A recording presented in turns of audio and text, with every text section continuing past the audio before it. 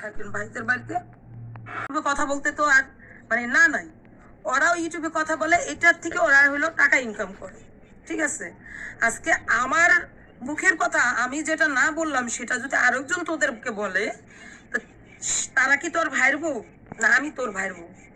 আমাকে না চিন্তা করে তারা কি বললো সেটা চিন্তা করিস, তারা কেন বলে বলতো, তারা কেন বলে? আর তুই বলস যে আমাকে নিয়ে নাকি ভিডিওতে অনেক মানুষ তোর কথা বলতে বলে, যে কি কথা বলবি তুই আমার সম্বন্ধে? হ্যাঁ, কথা বলতে বলে, এই জন্য তুই কোনো কথাই বলস না, তুই নিজের মতন করে অনেক ভালো আছিস। ভালো যদি হতি তাহলে তুই এই ভিডিওটা বানাতি না, এখানে তো আমারে দোষী করার জন্য ভিডিও বানাইছ না? হ্যাঁ, তুই যদি ভালো হতি, শোন, তুই কইস যে তোর ভাই না পারে বউ থামাইতে, না পারে বোন থামাতে। আমি তো খারাপ, আমি থামি নাই, কিন্তু তোর বোনেরা কেন থামে না? বল তো কেন থামে না, সেটা আমারে বল যে কেন থামে না। আমি তোর বোন বাড়িতে আসলে কোন বার না তোর বোনের প্রতিনিয়ত তোর বোনের সেবা করার জন্য না আমি থাকি, করি না? বলতো আমি কি করি না? তো আমি যদি যা কিছু করিও সেটা তোদের কাছে এখন হইলো মানে অচল, আমি কিচ্ছু করি নাই। তোরা একদম মানে চোখের উপরে একটা পট্টি দিয়ে রাখছো, তার মনের উপরে একটা পট্টি দিয়ে রাখছো যে খুকি কিচ্ছু করে নাই আমাদের জন্য। আমি তোদের জন্য কিচ্ছু করি নাই, শুধু তোরা ওই বাড়ির জন্য করস, তোরা ওই বাড়ির জন্য করস, তোরা ঘর করতে টাকা দিছ, তোরা জায়গা রাখতে টাকা দিছ, তোরা এটা করছো, তোইটা করছো, তোইটা করছো, ইত্যাদি ইত্যাদি সব তোরা করছো। ঠিক, তোরা করছো, এই জন্য তোরা সবকিছু বলস, আর সমস্যা নাই, তোরা করছো বলস। কিন্তু আমার খারাপ লাগছে এই যে তুই যদি কান্না করতিস, সেই কান্নাটাও তোর মার কাছে করতে আমার অন্তত মনে হইতো যে সাদিয়া ও কেন কান্না করে, তোরে না জিগাইতাম, তোর মায়েরও অবশ্যই আমি জিগাইতাম সাবিনা কেন কান্না করে। ঠিক আছে, আর তুই যা বললি যে আমি ভিডিও বানাইয়া তোর ভিডিওর কি যেন ফোন ধরি নাই, মানে ভয়ে আমি ফোন ধরি নাই। আসলে তুই যে এর আগে একটা ভিডিও বানাইছিস, তোর ভিডিওর পাল্টা ভিডিওতে আমি ভিডিও বানাইছি না, আমি ভিডিও বানাইছি, সেই ভিডিওতে তুই কি কইছ তুই আরেকবার শুনিস, তুই আরেকবার ওই ভিডিওতে শুনিস যে তুই এই মানে কি কইছ। তারপরে তুই কমেন্টের উত্তর দেস যে আমার বাড়িতে যখন পাওনাদাররা আমার পিছু পিছু হাঁটবে, পাওনাদারদের চতুর্ধার থেকে যখন আমাকে ধরবে, তখন নাকি আবার তোদের বাড়িতে শ্বশুরে আমি চলে যাব। কেন? তোরা যখন তোদের বাড়িতে যাইলে কি আমার মানে বেশি টাকা ইনকাম হবে? না তোরা আমার পাওনাদারকে টাকা দিয়ে দিবি? হ্যাঁ, তোরা যখন বাড়িতে আসো তোদেরকে আমি প্রত্যেকটা কন্টেন্ট দেই, আমি কি করলাম না করলাম এই টোটাল প্রত্যেকটা কন্টেন্ট তোরা ভিডিও বানাস। তো আমার বাড়িতে আমি যখন কাজ করি, তোরা ওই বাড়িতে বেড়াস, তখন তোদেরকে নিয়ে আমি কতটুকু ভিডিও বানাই, আমার ভিডিওগুলো খালি জাস্ট দেখবি যত কতটুক ভিডিও যায়। হয়তো বা তোরা বাড়িতে ঢুকোস, হয়তো বা ননদদেরকে নিয়ে আজকে রান্না বান্না করে খাইলাম, হয়তো বা মানে ননদ চুলার পাড়ে আসলো রান্না করতে, টাইটেল গুলো দেই। আর আমি রান্না করতেছি, ননদ আসলো, এটা আবেগবশত কিছু টাইটেল আছে না, সেই টাইটেল দেই যাতে মানুষের ভালো লাগে, আমার নিজেরও ভালো লাগে যে হ্যাঁ ননদ ভাইয়ের বউরা একসাথে বসে কাজ করতেছে। কিন্তু কতটা সময় দেস আমাকে বলতো, আমাকে কতটা সময় দেস? শোন, আমি একটা কথা বলি, সেটা হলো আমার ছেলে মেয়ে, ওর আরো দুইটা ফুফু আছে, দাদি আছে, সবার থেকে একটু তোর প্রতি একটু দুর্বল। তোর প্রতি আবু তালা তানহা সবাই তোর প্রতি হলো দুর্বল, কারণ তুই পোলাপান নিয়ে বেশি খেলাস দোলাস, তুই পোলাপান একটু বেশি যত্ন করিস, দুর্বল তাই মানে তুই পোলাপানের নামে বদনাম করতে পারিস না। আজকে তুই যে কথাটা বলছো তো একটা মানুষ শুনলেই বলতে পারে কেমন তোর পোলাপান, মার কথা মানে মায়ের কথা বুঝায়, মায়ের শিখাই দেয়, এটা বলতে পারে না? তো সেখানে তুই যেটা এত আদরও করস, সেই আদরের জায়গাটা নষ্ট করে ফেলেছ, সেই আদরের জায়গাটা নষ্ট করস, এটা চিন্তা করবি।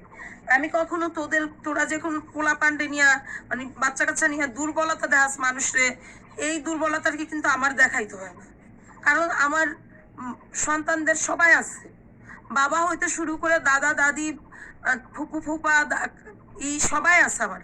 আমার কিন্তু আমার পোলাপানকে নিয়ে কোনো দুর্বলতা দেখাইতে হয় না, আমার বাচ্চাদের সবাই আছে, তোরা সবাই আলহামদুলিল্লাহ আছো, তো এই জন্য আমার কোনো দুর্বলতা দেখাইতে হয় না।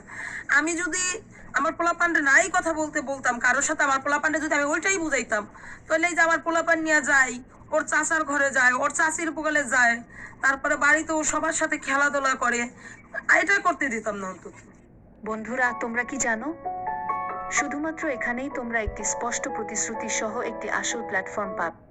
সাথে খেলাধুলা করে, এটা করতে দিতাম না অন্তত। ঠিক আছে, তোর কাছে আমি কথা না বলতে দেওয়ার কি হইলো? আমি তো ওইটাই করতে দিতাম না, ওইটাই তো আমার সবচেয়ে খারাপ লাগে, ওইটাই তো আমি করতে দিতাম না।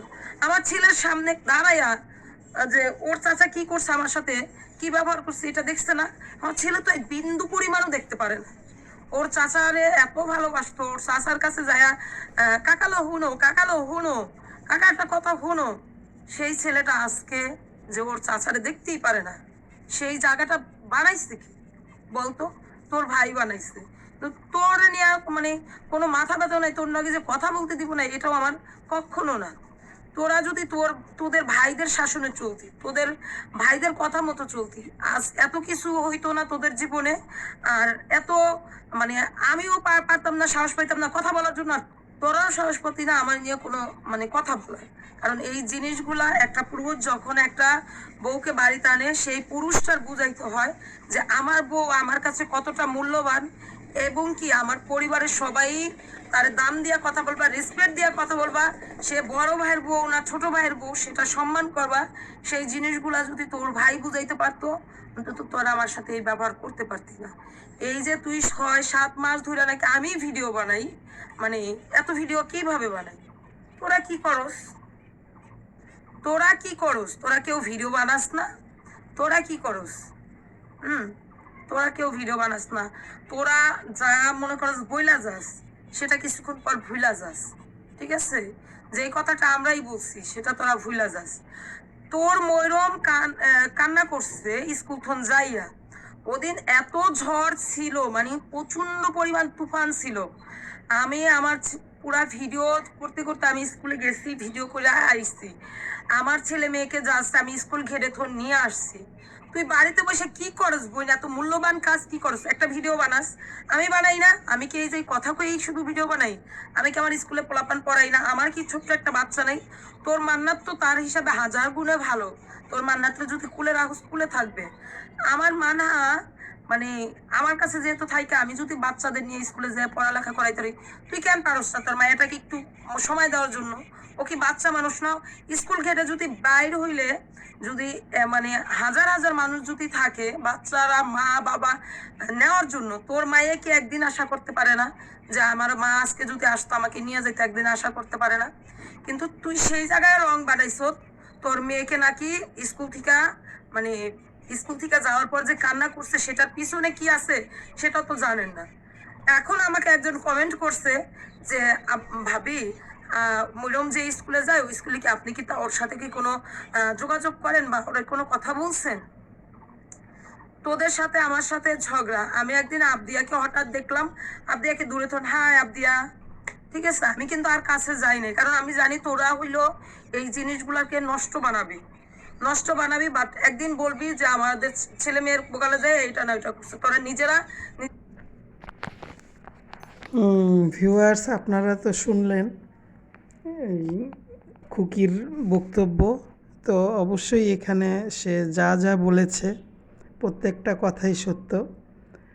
আজকে ওই পরকীয়া রানী একটা ভিডিও আপলোড করেছে মরিয়মকে নিয়ে। সে ভোর 6টা 6:30টায় সে মেয়েকে নিয়ে স্কুলের বাসে উঠানোর জন্য যাচ্ছে। তো ওখানে গিয়ে সে অনেকক্ষণ মেয়ের সাথে, মানে মেয়ের দিকেই ক্যামেরা ফোকাস। সে মেয়েকে বাসে উঠাই দিয়ে বাসায় আসলো আর কি। তো সেদিনের সেই ভিডিওটা আপনারা ইতিমধ্যে সবাই দেখেছেন, যে মরিয়ম বলছে যে এতিমখানায় আমাকে দিয়ে দাও না কেন। তো কথাটা তো মরিয়ম সে অনেক কিছু বুঝেই বলছে, কারণ বাড়ির পরিবেশটা তো সে দেখে এই পর্যন্ত আসছে, তাই না? সে এত বড় হয়েছে, তার দিকে যে কতটুকু নজর রাখে মা, সেটা তো সে খুব ভালো মতো দেখে দেখে আসতেছে। তো একটা বাচ্চাকে মানুষ করতে হইলে এত সহজ না, ঠিক আছে? কারণ এই একটা বাচ্চার পিছনে একটা মায়ের, বাবার পরিশ্রম থাকে, বাবার আউটসাইড যেমন মানে টাকা পয়সা এইসব দেয়া, বা বাবার প্যারেন্টস মিটিং থাকলে বাবাও উপস্থিত থাকে, আর মা তো মাস্ট বাচ্চা স্কুলের গেটে যদি মাকে না দেখে, আরও 5 জনের মা যেমন উপস্থিত থাকে, সেখানে তার মা না থাকলে সেই বাচ্চাটা নর্মালি কিন্তু মন খারাপ করবে, তাই না? তো ওর মন খারাপ করার স্বাভাবিক। সে অনেক দিন ধরে এরকমটা হয়তো খেয়াল করে আসতেছে, কিন্তু বলতে পারে না, কি বলবে? এই যে হাতির মতো শরীর, এই যে হাতির মতো শরীর, আমি তো খালি শরীরটা দেখে দেখে আমি বলি কোন দিন জানি মানে এটা বাস্ট হয়ে যায়, ঠিক নাই। এই বাচ্চাটা স্কুলে যাবে, আর এই এইজটা, এই এইজের বাচ্চাদের কখনোই একা ছাড়তে হয় না, এবং বাচ্চাদেরকে সাথে নিয়ে যেতে হয় এবং সাথে করে নিয়ে আসতে হয়। কোন জঙ্গলে বসবাস করে, কোন দুনিয়াতে বসবাস করে, কি নিয়ে ব্লগ করে, আমি কিছুই বুঝলাম না। মানে কী ধরনের যে সন্তানের প্রতি কী ধরনের যে তাদের মেন্টালিটি কাজ করে, যে একটা বাচ্চা তাও মেয়ে বাচ্চা, ঠিক আছে, বর্তমান যুগে যে পরিস্থিতি দাঁড়াইছে, মারা সাথে নিয়ে যাওয়ার পরেও তো অনেক ধরনের দুর্ঘটনা ঘটে, তাই না? তার মধ্যে মরিয়ম তো দেখতে অনেক মাশাআল্লাহ সুন্দরও আছে, আবার এইজ অনুযায়ী তার গ্রোথ বেশি। কেউ তো বুঝবে না যে এই মেয়েটার বয়স কত। সেই মেয়েটাকে একা স্কুলে বাসে উঠায় দেয় আর টিফিনের টাকা দিয়ে দেয়, মানে টাকা, এদের কথা হইলো কি টাকা হইলেই আমি মানুষ, কিন্তু না, টাকা হইলে মানুষ মানুষ হয় না। বাচ্চার পিছনে পরিশ্রম লাগে। এই যে আজকাল স্কুলে আপনারা হয়তো খেয়াল করেছেন কি না জানি না, প্রত্যেকটা মা অ্যাটলিস্ট যদি চাকরিজীবী মাও হয়, সে অফিস থেকে বের হয়ে বাচ্চাকে নিয়ে বাসায় পৌঁছে দিয়ে তারপরে আবার অফিসে ব্যাক করে। তো এই মোটি হাতি এ করেটা কি? এবং এর হাজব্যান্ড যে নাকি পরকীয়ার রাজা, যে নাকি তিশার বয়ফ্রেন্ড ছিল, সে করে কি? সে নিয়ে যাইতো, তার দায়িত্ব নাই যখন, তারা যখন তার প্রতি সময় দিতে পারে না, তাকে দিয়ে পৌঁছায় দিয়ে আসুক তার বাপের কাছে, তাই না? অ্যাটলিস্ট মরিয়ম তো এটা জানে যে এটা আমার নিজের বাবা না। তো কথা তো বললে আসলে অনেক কিছুই বলা যায়। তো এখানে একটা জিনিস কি, আমি একটা কথা বলি, আমি আমার বোনের মেয়েকে দেখেছি। আমার বোনের মেয়েটা ভিকারুননিসা স্কুলে পড়তো। ক্লাস 1 থেকে বাসা হচ্ছে গিয়ে অনেক দূরে, সেই পল্লবীতে, মিরপুর পল্লবী।